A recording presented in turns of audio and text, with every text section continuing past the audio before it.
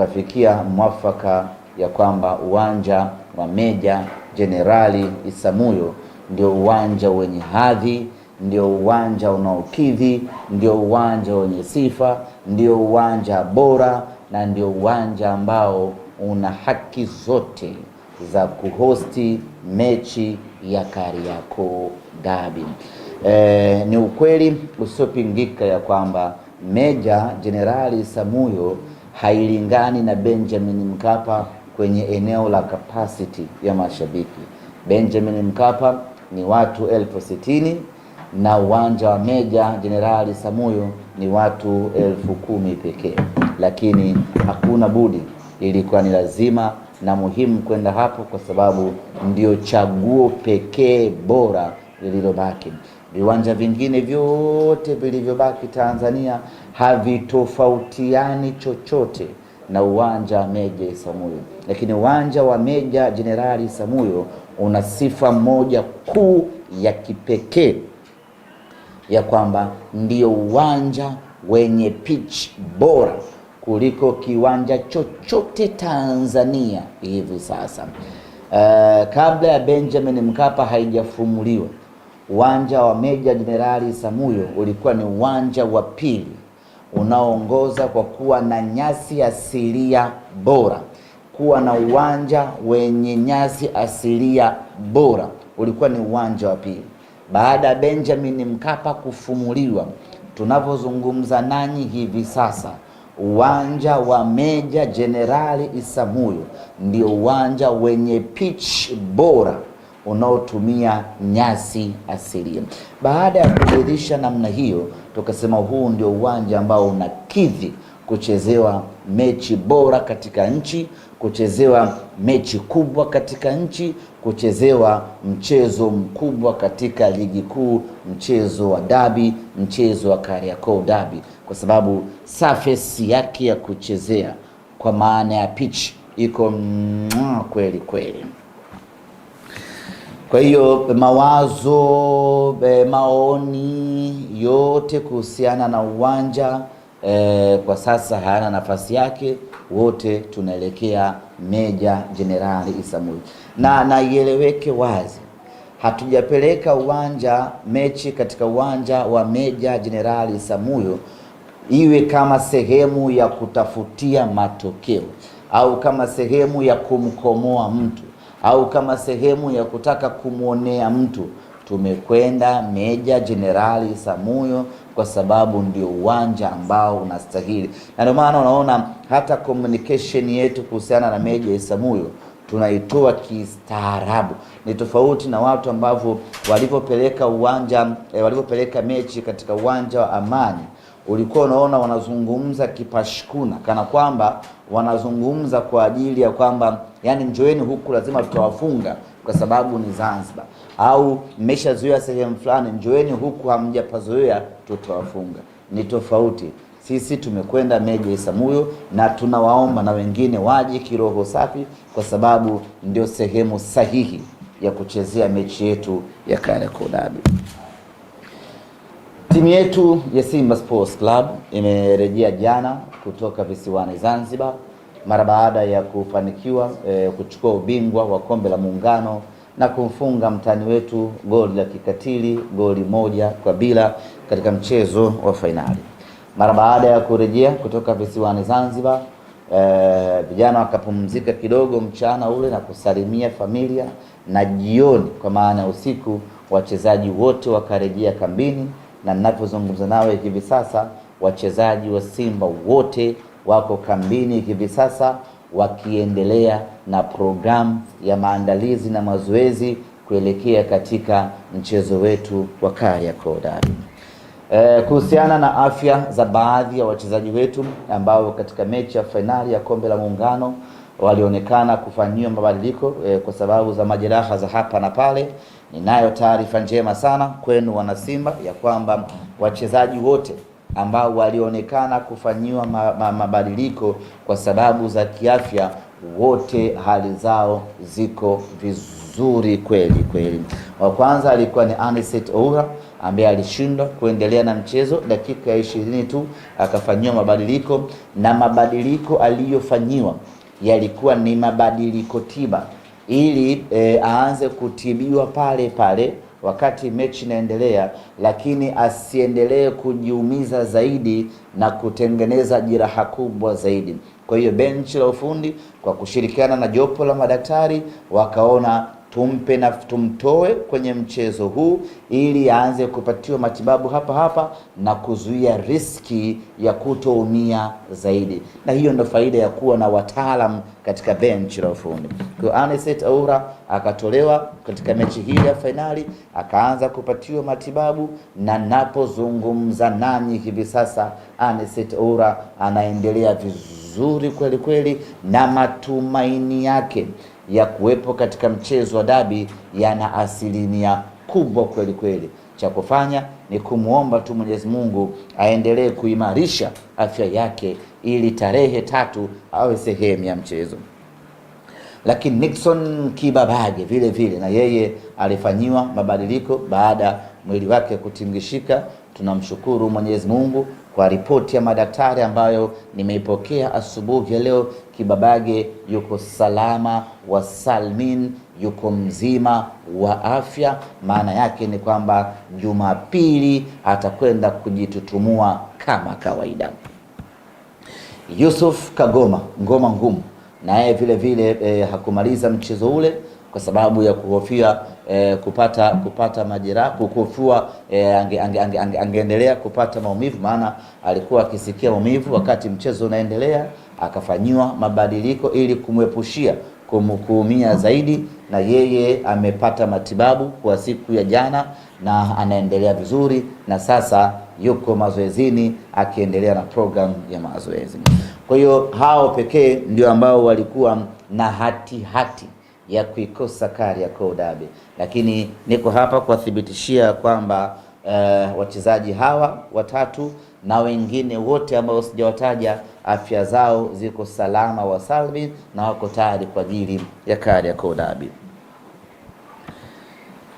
Ndugu zangu wana Simba, tutakwenda kwenye mechi ya Kariakoo Derby tarehe 3 ya mwezi wa 5.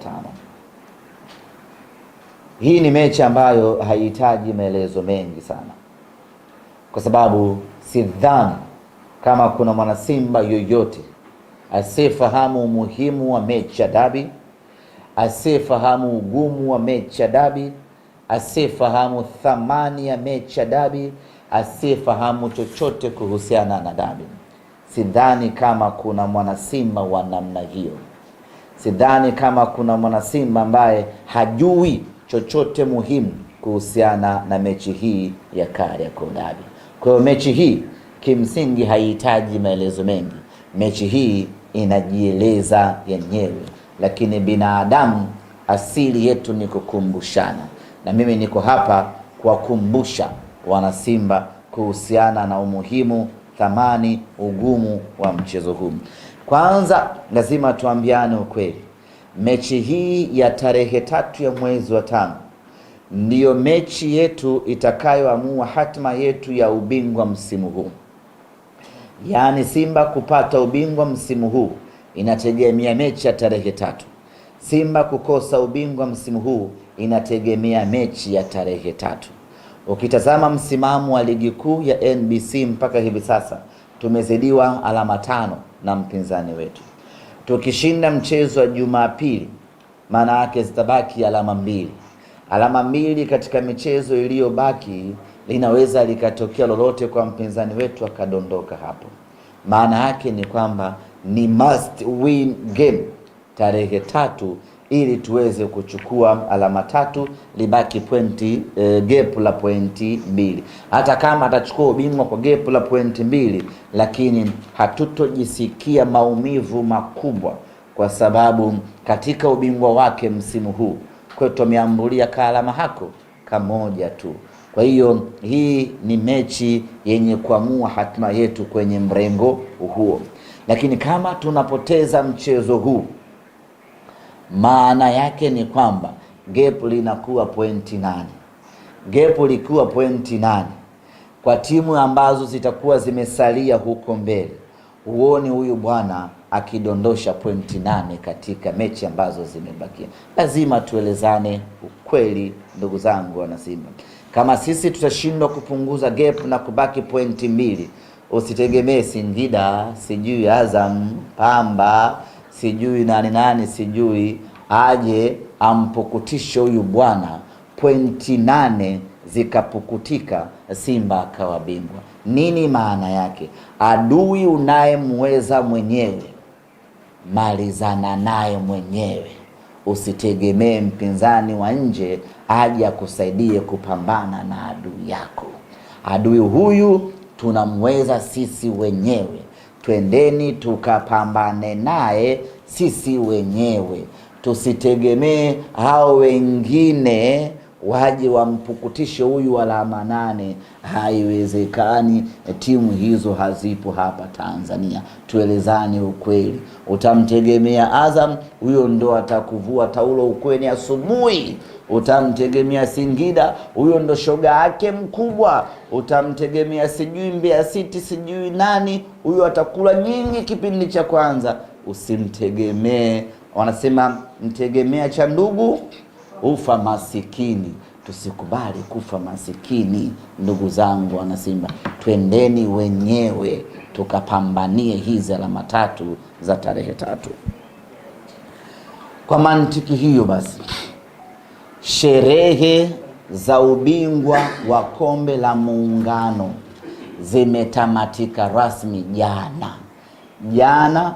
Tumemaliza sherehe za kombe la Muungano. Ni marufuku mwana Simba yoyote kuendelea na sherehe za kombe la Muungano kuanzia hivi sasa. Simba wote tunaelekeza macho yetu, tunaelekeza silaha zetu, tunaelekeza mipango yetu kwenye mechi yetu ya Kariakoo Derby. Mchezo huu tunahitaji kuvuna alama 3. No more option, only 3 points. Hiko ndicho ambacho tunakihitaji siku ya tarehe 3. Tunakipataje hiki kama tutaendelea kusherehekea? Tutapataje alama 3 kama tunaendelea kufurahia ubingwa Muungano? Tunapataje alama 3 kama tumejisahau na sherehe za kombe la Muungano? Sherehe za kombe la Muungano zimefikia ukomo. Tumemaliza kusherehekea na kuselebuka, na sasa tunaelekeza akili zetu zote kwenye mechi yetu ya tarehe 3. Nachosema hivi sasa, kila mtu sasa arejee kwenye machimbo yake, arejee kwenye mapango yake, arejee kwenye mapambano yake, arejee kwenye vita yake. Tujiandae na mechi ya tarehe 3. Hakuna kupumzika, hakuna kupoa. Tutafanya sherehe kamili tukishapata ushindi tarehe 3 ya mwezi wa 8, ya mwezi wa 5 kumradhi.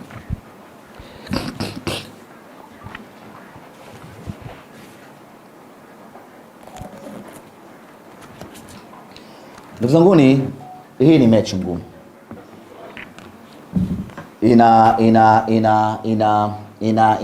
Ina maeneo matatu inayofanya mechi hii kuwa ngumu.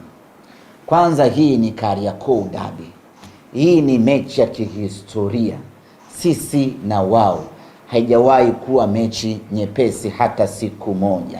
Kwa hiyo hii mechi kiasili tu ni mechi ngumu, kihistoria tu ni mechi ngumu, kujuana tu kunaifanya hii mechi kuwa ngumu. Hii ni mechi ngumu kweli kweli, hatutakiwi kuichukulia poa hata kidogo. Hiyo ni sababu ya kwanza inayofanya mechi hii kuwa ngumu. Historia inafanya mechi hii kuwa ngumu kweli kweli. Lakini eneo la pili linalofanya mechi hii kuwa ngumu ni mvutano uliopo katika msimamo wa ligi. Wao wanataka nini kwetu na sisi tunataka nini kwao. Hiyo vita hapo katikati inafanya hii mechi yetu kuwa very very tough, inafanya mechi yetu hii kuwa ngumu na kuwa jiwe kweli kweli. Lakini eneo la tatu linalofanya mechi hii kuwa ngumu ni matokeo yetu tuliyopata tarehe 29 kwenye fainali ya kombe la Muungano. Matokeo yale tuliyoyapata yanaifanya mechi yetu ya tarehe 3 kuwa ngumu zaidi, kwa sababu tumepata ushindi. Nini maana yake? Mpinzani wetu hatokubali kupoteza mara 2 mtawalia ama kupoteza mara 2 ndani ya wiki moja, hatokubali. Na tangu historia ya dunia imeumbwa haijawahi kutokea sisi na wale tukacheza mechi ndani ya wiki moja, haijawahi kutokea, ni kwa mara ya kwanza. Bahati nzuri ni kwamba tumeanza na ushindi katika mchezo wa kwanza, tumepata ushindi alhamdulillah, lakini ushindi ule umekwenda kuwaamsha na wao, umekwenda kuwakumbusha na wao, umekwenda kuamsha hisia na hasira zao. Maana yake watakuja katika mchezo huu wakiwa wamepania, wakiwa wanataka kurejesha heshima yao, wakiwa wanataka kupata ushindi katika mchezo huo.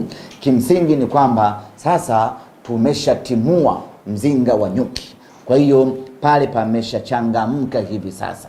Hivyo basi mechi hii inapata ugumu namna hiyo kwa sababu tayari tumeshampasua, ameshafurugika, anataka na yeye kupata ushindi ili kupata amani, anataka kupata ushindi ili kufuta hiyo kumbukumbu ambayo sisi tumeiandika siku ya tarehe 29.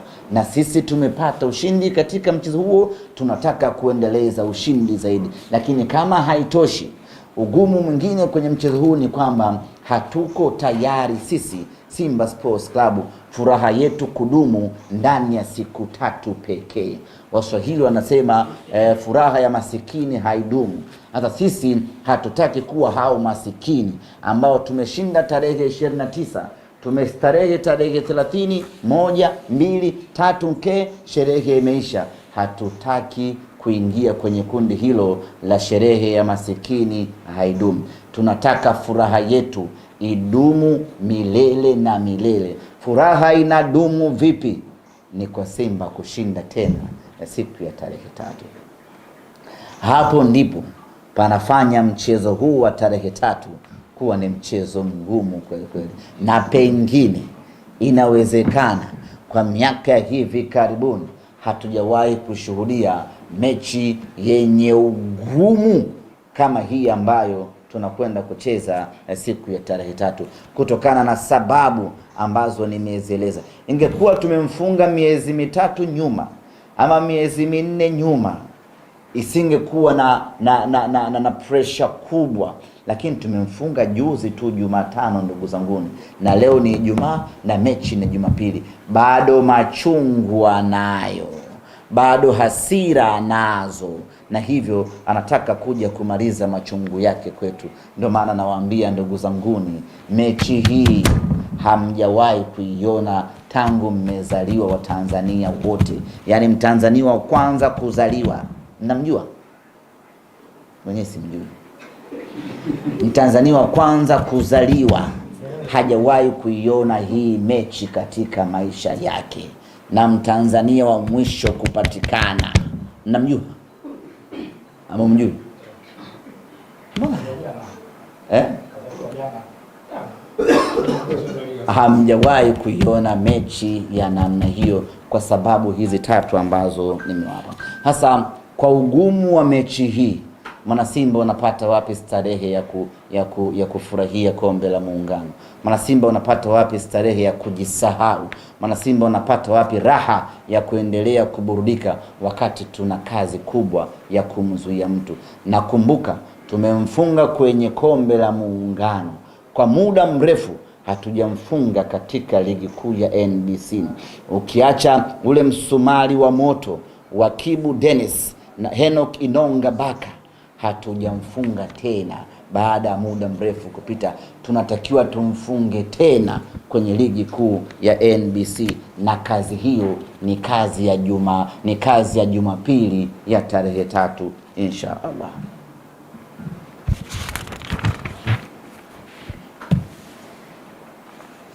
Ndugu zanguni waandishi wa habari, msimu huu Simba tumedhamiria kurejesha heshima yetu, na tayari dalili mmeanza kuziona. Dalili ya mvua ni mawingu, lakini sisi kwetu Simba Sports Club dalili ya mvua ni mvua yenyewe. Kilichotokea Zanzibar ni dhahiri shahidi ya kwamba nyama tumedhamiria kurejesha heshima yetu. Sasa basi, tukiwa Arusha kwenye mkutano wangu wa hadhara na mashabiki wa Simba mkoani Arusha, niliwaambia ya kwamba msimu huu tutagawana furaha. Yaani msimu huu Simba Sports hatuko tayari kumaliza patupu katika msimu huu wa mashindano. Msimu huu tunataka watakachokipata tutakipata, watakachokosa tutakipata. Huo ndo msimu huu ambao tumedhamiria, na wengi hawakuelewa nilimaanisha nini, lakini tayari kauli yangu imeshaanza kuishi na kufanya kazi. Tumeanzia Zanzibar, wao wamechukua mapinduzi, sisi tumechukua muungano. Kwa hiyo vita ya Zanzibar imemalizika kwa moja. Sasa tunarejea bara, tumebakisha NBC ligi kuu na shirikisho CRDB. Macho yetu yako hapa, either tuchukue zote mbili ama tuchukue moja na wao wapate moja. Hiyo ndiyo filosofia yetu msimu huu. Hatuko tayari kupoteza vyote, na kimsingi timu ya kutupa mataji yote mawili tunayo, au la, timu ya kutupa taji mojawapo kati ya hayo mawili tunayo.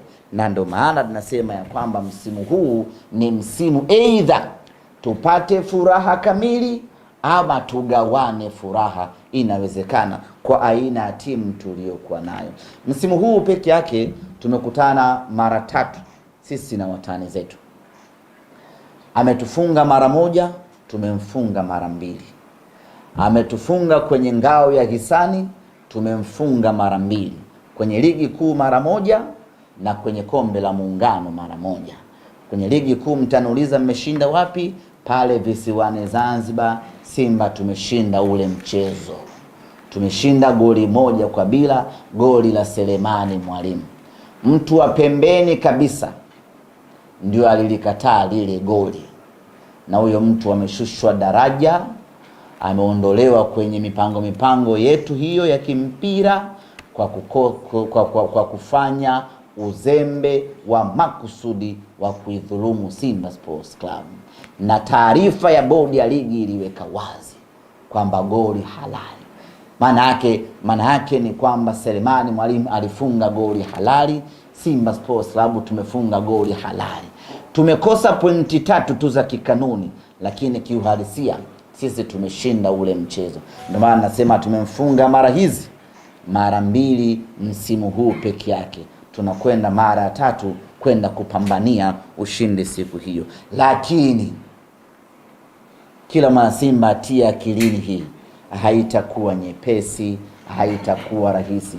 Mechi ya juzi imetoa taswira halisi. Mechi ya kesho kutwa itakuwa ya aina gani? Mechi ya juzi ilikuwa ngumu, ilikuwa na pressure kubwa, ilikuwa nzito, ilikuwa na kila kitu kisichofurahisha. Na mechi ya kesho kutwa itakuwa na sampuli hiyo. Hivyo kila mwana Simba lazima ajiandae kwa mantiki hiyo. Na naeleza huu ugumu ili kila mwana Simba anayefanya cha kufanya akifanye kwa maximum level. Kama mtu anapiga goti Ijumaa hii, kama kuna mtu anasujudu Ijumaa hii kumuomba Mwenyezi Mungu atujalie ushindi Jumapili, basi asujudu kweli, amuombe Mungu atujalie ushindi. Kesho Sabato Kama mtu ataingia kanisani kwa ajili ya kuomba, basi atakapopiga goti na kufumba macho akiomba, basi aombe kweli kweli. Jumapili mechi ni ngumu, na wale watakaoingia Jumapili, na mimi ni waombe mashekhe wote watakaoswalisha Ijumaa leo, kwenye dua zao watuombee Simba Sports tushinde. Mashehe wa Simba wakina Sheikh Al-Hadi watuombee dua tushinde. Wachungaji, maaskofu wote watakaoendesha ibada Jumamosi na Jumapili, na wenyewe watuombee vile vile, nyama tupate ushindi. Tena dua nzito nzito kweli kweli, kwa sababu mechi ni ngumu kweli kweli. Ndugu zanguni, nisiwachoshe sana.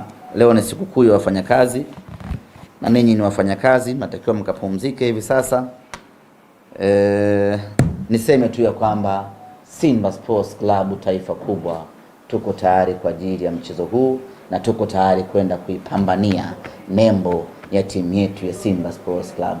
Tumedhalilika kwa muda mrefu, tumekuwa wanyonge kwa muda mrefu, tumekuwa wapole kwa muda mrefu, tumefungwa mdomo kwa muda mrefu. Kila ukitaka kufurukuta tumekufunga, unanyamaza.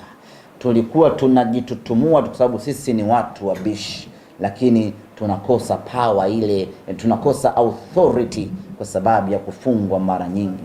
Sasa minyororo ile tunayo uwezo wa kuikata, na sisi kuwa huru kuweza kuipambania na kuizungumzia Simba yetu. Mwamba wa Lusaka Clatous Chota Chama ametuvua hiyo minyororo. Anicet Oura ametuvua hiyo minyororo ya unyonge. Libase Geye ametuvua minyororo ya unyonge. Nixon Kibabage ametuvua minyororo ya unyonge. Wameturejeshia confidence yetu wakina Kagoma, wakina Kapombe, wakina Mdigo, na sasa tunaweza tukasimama kibabe tukazungumza kuhusiana na Simba yetu. Tunakwenda tarehe 3 kwenda kukamilisha shughuli hii, na tunaiweza.